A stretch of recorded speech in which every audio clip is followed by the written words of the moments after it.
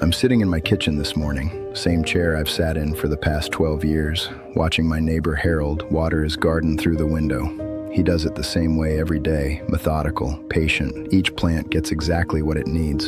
And I'm thinking about something that happened when I was 21 that I finally understand now, 52 years later. I'm Robert, and I'm 73 years old. For most of my life, I thought I was behind on everything. Career, marriage, kids, money, happiness. I spent decades chasing this invisible finish line, convinced that everyone else had figured out some secret I'd missed.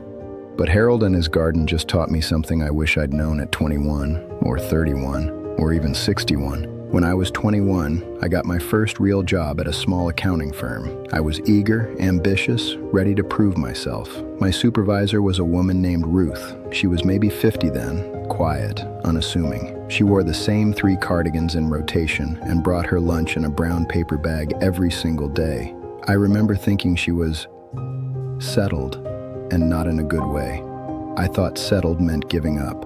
I looked at Ruth and saw everything I didn't want to become. Small office, small life, small dreams. I was going to be different. I was going to be important. Ruth tried to show me things, not just the work, but how to pace myself, how to pay attention to details without getting lost in them, how to be kind to difficult clients, how to find satisfaction in doing something well, even when no one was watching. I was polite, but inside I was impatient.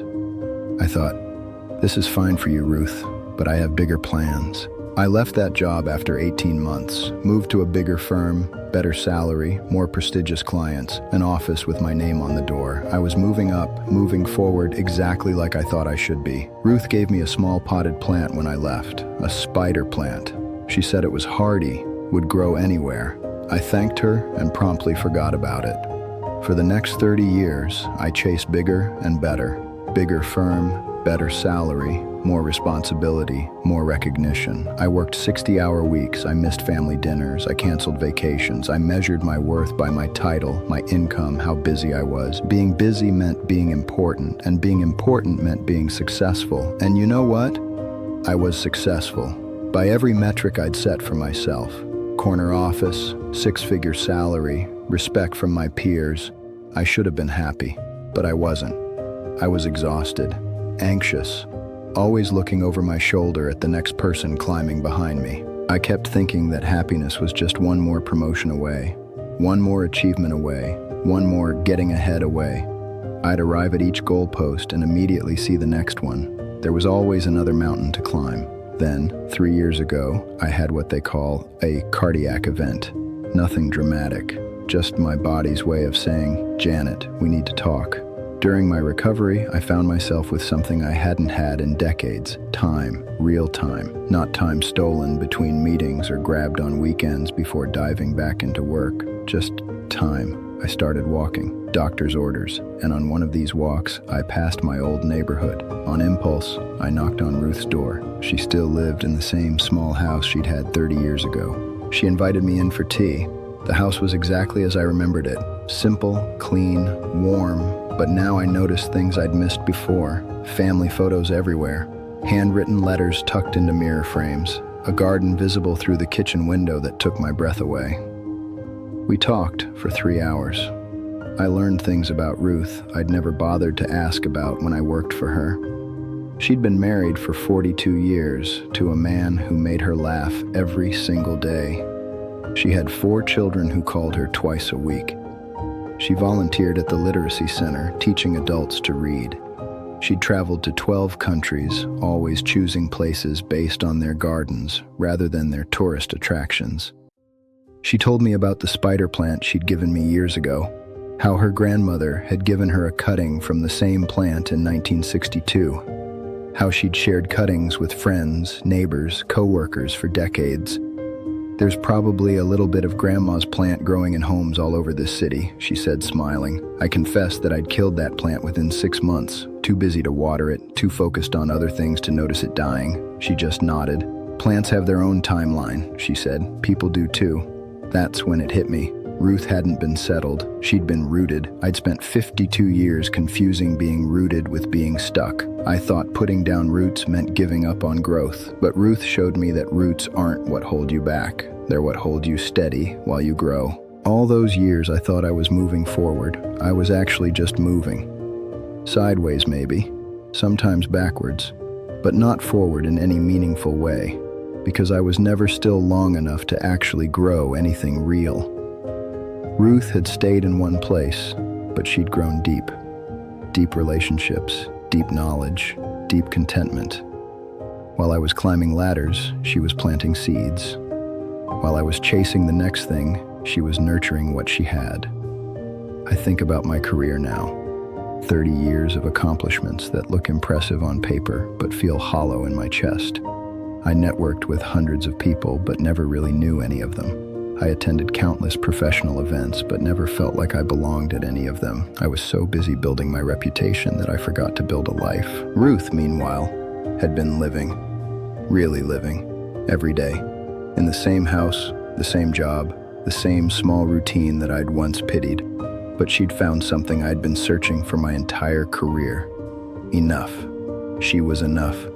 Her life was enough. Her contributions were enough. That doesn't mean she was complacent or lazy or settling for less. She worked hard, cared deeply, contributed meaningfully. But she understood something I'm just learning now.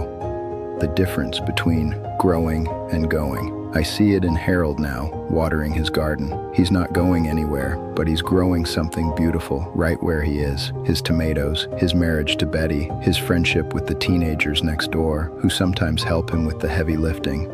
This is what I wish I could tell my 21-year-old self. Stop running toward some imaginary future version of your life and start living the life you have right now. Stop treating where you are as a stepping stone to somewhere else and start treating it as the place where your life is actually happening.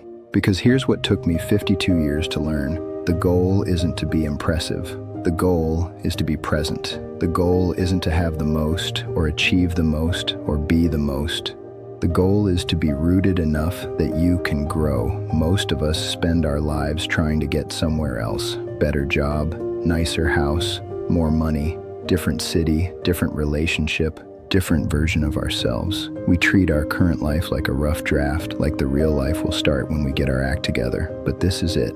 This is your life, right now, right here. Not when you get the promotion, or lose the weight, or find the right person, or move to the right place. Now. I'm not saying don't have goals. I'm not saying don't try to improve your situation. I'm saying don't sacrifice your present for an imaginary perfect future. I'm saying don't spend so much time trying to get somewhere that you forget to be where you are. Ruth understood this. She didn't have small dreams. She had deep ones. She didn't settle for less. She recognized enough. She didn't give up on growth. She chose roots over restlessness. At 73, I'm finally learning to be still, long enough to grow something real. I'm volunteering at the same literacy center Ruth worked at. I'm learning to garden. I'm having real conversations with my neighbors instead of just waving as I rush past. And you know what? For the first time in my life, I'm not behind. I'm not ahead either. I'm just here, present, rooted, growing. The spider plant I killed 30 years ago, Ruth gave me another cutting last month. This one's thriving. Turns out I just needed to learn how to stay still long enough to take care of something. If you're young and ambitious and impatient with where you are, I get it. I was you. But consider this. Maybe the life you're rushing toward isn't better than the life you're rushing through. Maybe being rooted isn't the opposite of growth. Maybe it's the condition for it. Water your spider plant. Call your Ruth. Sit in your Harold chair. Stop running toward tomorrow long enough to live today. Trust me, it only took me 52 years to figure this out. Don't waste yours. If this resonates with you, share it with someone who's always rushing toward the next thing. And let me know in the comments, what's one thing you're going to stop rushing through and start paying attention to? I'd love to hear from you.